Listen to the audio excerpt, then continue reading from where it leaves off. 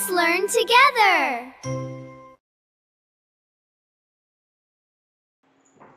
ପିଲାମାନେ ତୁମମାନଙ୍କର ନବୋଦୟ ନିମନ୍ତେ ଏଣ୍ଟ୍ରାନ୍ସ ନିମନ୍ତେ ଫର୍ମ ଫିଲଅପ୍ ସରିଯାଇଛି।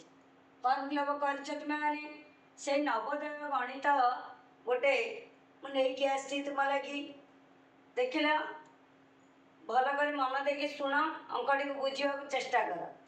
ଗୋଟିଏ ସଂଖ୍ୟା 64ରୁ ଯେତେ କମ୍ 40ରୁ ତାର 3 ଗୁଣ ବେଶୀ ହେଲେ ସଂଖ୍ୟାଟି କେତେ? ମନେ ରଖ, ଯେତେ ସେତେ ଅଙ୍କ ଯୋଉଠି ଥିବ, ପ୍ରଥମେ ତୁମେ 64ରୁ 40କୁ ବିୟୋଗ କରିଦେବ।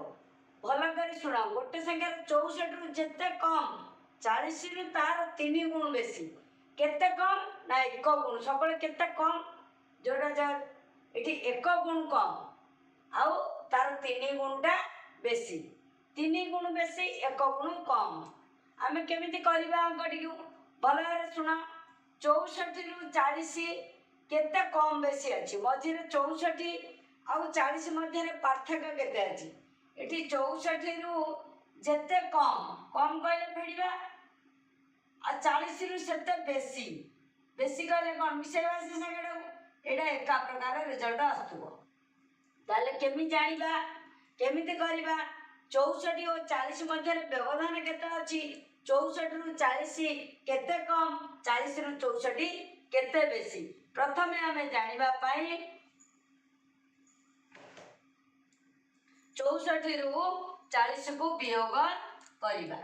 64ରୁ 40 ମଧ୍ୟରେ ପାର୍ଥକ୍ୟ କେତେ ଅଛି ଜାଣିବା ପାଇଁ 64ରୁ 40କୁ ବିୟୋଗ କରିବା। 40କୁ ବିୟୋଗ କଲେ 4କୁ 4, 6ରୁ 4 ଗଲେ 2, 24 ହେଲା। ତାହେଲେ ଆମେ ଜାଣିଲେ 64ରୁ କେତେ କମ୍ ନା 1 ଗୁଣ କମ୍ ଆଉ 3 ଗୁଣ ବେଶୀ। 3 ଗୁଣ ବେଶୀ, 40ରୁ ତାର 3 ଗୁଣ ବେଶୀ। 1 ଗୁଣଟା କମ୍। ଯେତେ କମ୍ ମାନେ 1 ଗୁଣ କମ୍। 1 ଗୁଣ କମ୍ ଆଉ 3 ଗୁଣ ବେଶୀ। ଏଠି ଗୁଣ ହେଲା କେତେ ଗୁଣ? ମଝିରେ ପାର୍ଥକ୍ୟ ରହିଲା 4 ଗୁଣ। ବୁଝିହେଲା କି?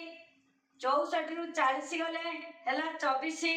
24 1 ଗୁଣ କମ୍, 3 ଗୁଣ ବେଶୀ। ତା ମାନେ ତୁମର 4 ଗୁଣ ଆଙ୍କ ମଧ୍ୟରେ ପାର୍ଥକ୍ୟ ଅଛି। 4 ଗୁଣ 24ରେ, ତାହେଲେ 4 ଗୁଣକୁ 24, 1 ଗୁଣଟା କେତେ? ପ୍ରଥମେ ବାହାର କରିବା। 4 ଗୁଣ ସମାନେ 24, 1 ଗୁଣ ସମାନେ 24 ହରଣ 4। 1 ବାହାର କରିବାକୁ ସବୁବେଳେ ମନେ ରଖିଥା, ହରିବାକୁ ପଡ଼େ। 24 ହରଣ 4 ସମାନ କେତେ ହବ? 6। 4 କା ପଣି ଦେଲେ 424। ତାହେଲେ 24ରେ ଆମେ 4କୁ ହରିଲେ ଆମେ 6 ପାଇଲେ।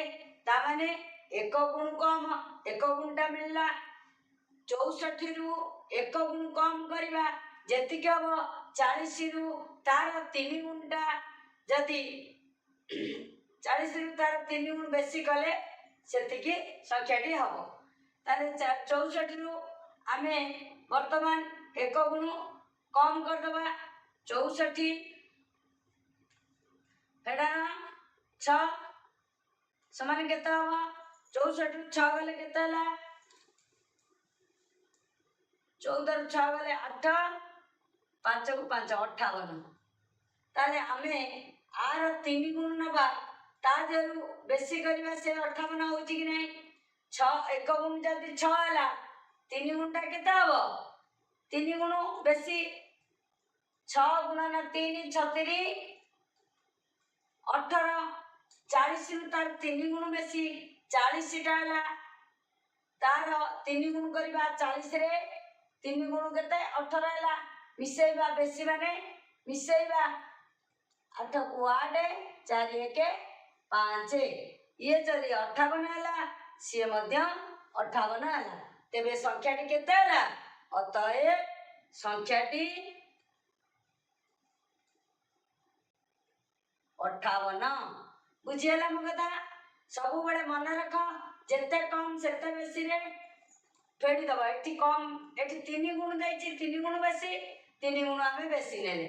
3 ଗୁଣ ଆଉ 1 ଗୁଣ ଏକ ଗୁଣ କମ୍ 3 ଗୁଣ ବେଶୀ ସମାନ 4 ଗୁଣ ମଧ୍ୟରେ 24ଟା ହେଲା 4 ଗୁଣ ପାର୍ଥକ୍ୟ ଅଛି 24 4 ଗୁଣକୁ 24 ଏକ ଗୁଣ ହେଲା 6 ଏକ ଗୁଣ ଯଦି 6 ହେଲା ଏକ ଗୁଣଟା କମ୍ 64ରୁ ଆମେ 6 କାଟିଦେଲେ ହେଲା 58 ତାର 3 ଗୁଣ ନେଲେ 18 18ରେ 40ରେ 18କୁ ମିଶାଇ ଦେଲେ 58 ପାଇଲେ ତେବେ ସଂଖ୍ୟାଟି ହେଲା 58 See you next time, everyone! Don't forget to click subscribe and join our online classes. Call us at 1-891-9102.